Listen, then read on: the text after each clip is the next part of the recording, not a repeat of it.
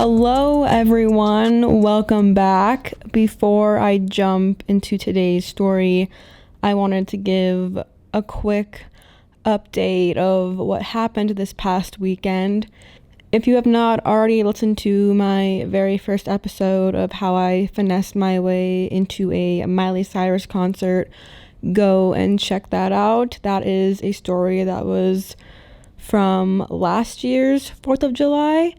So in honor of that, I wanted to give just a quick update into what transpired this past 4th of July weekend. So my roommate and I were both in Vegas this weekend, and we wanted to have a party day. So we went to one of the clubs. We went to Encore Beach Club. The Chainsmokers were playing. She had never been to Vegas before, so I was like, I'll show you the ropes. Come on down. We'll get drunk. We'll have a day together, you know? It was just... I always have such a great time when I go out in Vegas. I don't think I've ever had a bad time where I've regretted going out that day. However, there was a moment from this weekend that just physically took a toll on my body that I think is going to take probably 2 to 3 weeks for me to recover. I'm not even sure what happened, but I was laying in bed that night after going out all day, trying to sleep, and the entire left side of my body was in so much pain. Even just laying on a mattress with a pillow and turning to my left side, I physically could not do it. And I'm trying to sleep, and I keep thinking to myself, what is going on? Like, am I internally bleeding right now? I was fine when I got home from the club. I don't understand what's going on. So I wake up the next day and I'm telling my roommate, did something happen? Like, did I run into something? Because my entire left side of my body is in so much pain, and I have these 2 giant bruises around like my hip area. And she responds with, oh my God, do you remember falling in the bathroom? And I'm just thinking, oh my God, wait, yeah, I do remember that. And what had happened was we both went to the bathroom together, and obviously we were not sober when this was happening, but I remember going into a stall and someone had spilled their entire drink in the stall I was in. Like, I think there was ice on the ground. And I remember slipping and falling, I guess what I now know to be my entire left side of my body. So I fell to the ground so hard. I don't remember it hurting. I just remember laughing, and like my roommate and like every other person in that bathroom like came over to see if I was okay. And I just remember laughing, and my roommate, of course, took some photos of this very glorious moment of mine. And then I remember just getting up and peeing and being fine and going about my day. But little do I know that I go home that night and my entire left side of my body is covered in bruises, and I physically cannot sleep on the left side of my body. And you know what? You don't realize how much you sleep on in particular ways until you physically can't do it anymore. And it still hurts. It's been, what day is it? It's been like 3 days, and it's gotten better, but the bruises just keep getting darker. So that was the highlight of my weekend, was just falling in the Encore bathroom. Luckily, I didn't hit my head or hurt anything. I literally just slipped and fell, and looking back, it'll be a funny moment in time, but as of right now, I'm still in some pain. So, they always say that girls wake up with bruises all over their body and never remember how they got there, and I'm definitely one of those people, because I did not even remember that incident occurring until my roommate reminded me. This 4th of July was not nearly as memorable as last year's seeing Miley Cyrus perform, but I will remember that happened, and I think that's a glorious note to end that update on. So let's move into this week's story, shall we? So, when was this? My sophomore year of college, I was in this club, and It was like a co-ed type of club. So there were both boys and girls, and you would do the activity that we all did together, plus, we would like party on the weekends and stuff. And there was one night where one of the guys, he was a year older than me, I think. Don't quote me on that. I don't know, we might have been the same age, but I'm pretty sure he was a year older. One of my friends in the club had told me, like, oh, he likes you, like, he thinks you're cute, he wants to get to know you, because I was like a new member and he had been there the previous year. And so, honestly, he was attractive too, and I was like, oh, he likes me, like, what? So I was honestly kind of excited.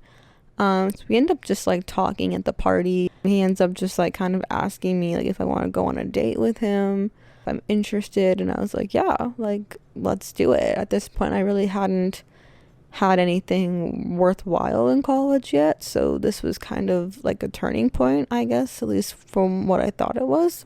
So it's funny because he like actually took me on like what I would consider like my first real like legit first date. And I was getting ready at my apartment with my roommates, and I made a joke, and I was like, haha, like, we all had each other on Find My Friends.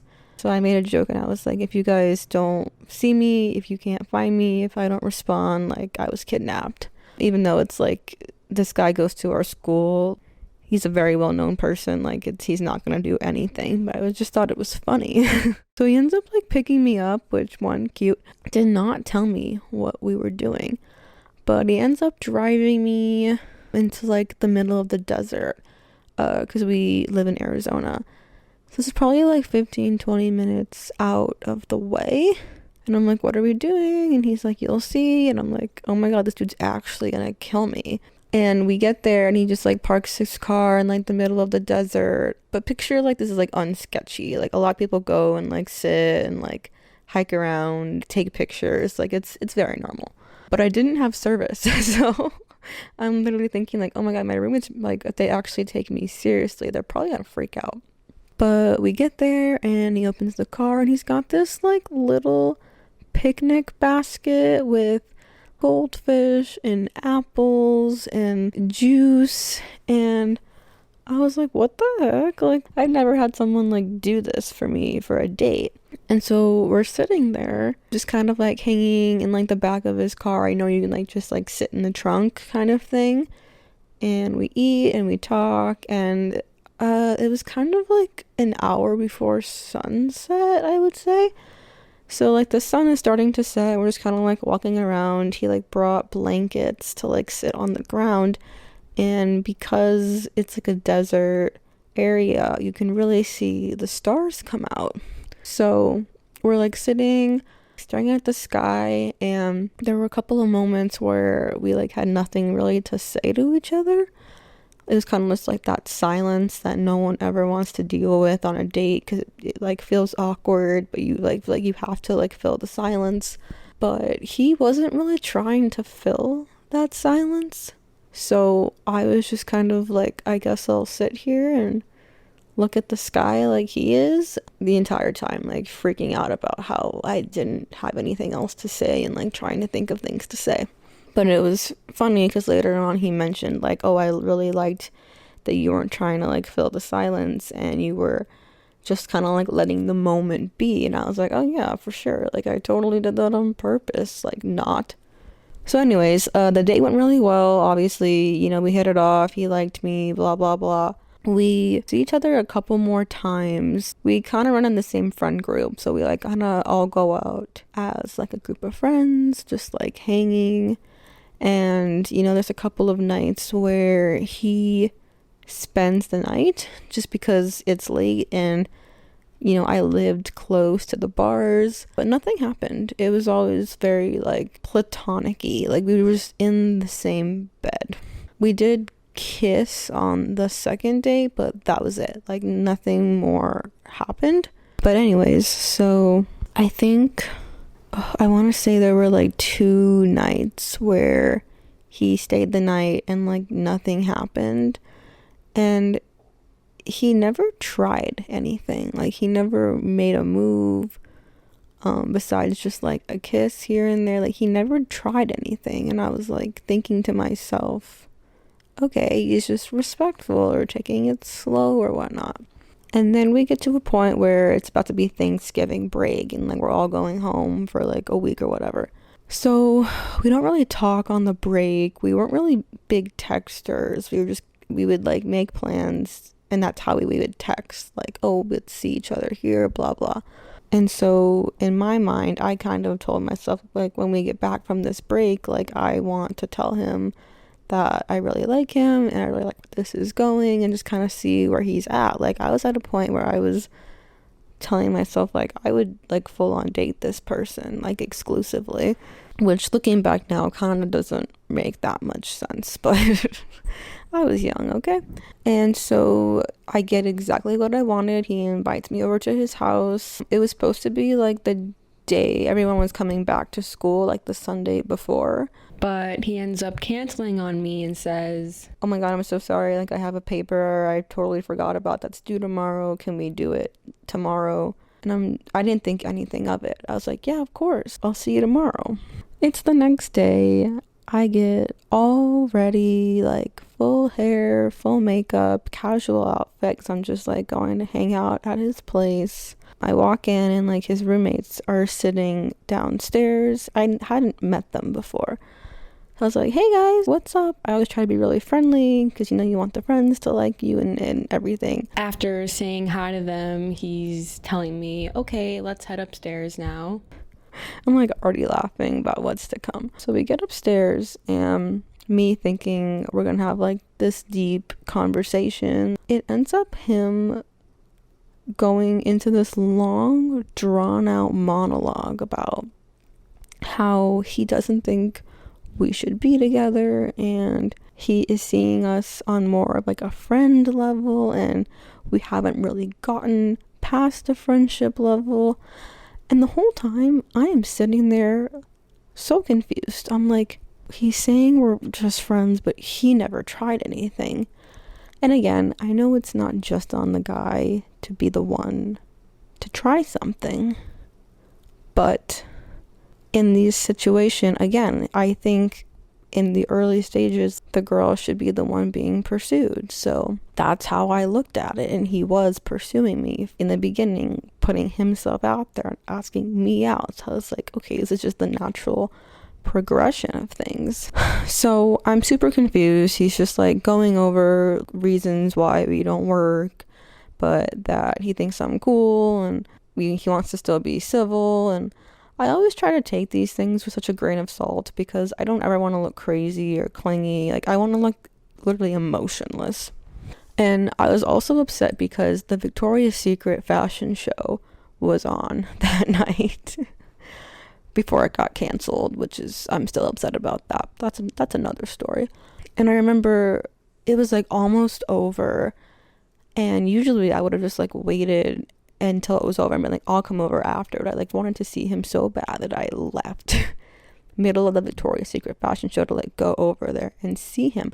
And the first thing that comes out of my mouth after he gives like this 10-minute speech about breaking up with me is, do you mind if we just turn on the Victoria's Secret fashion show so I can finish it?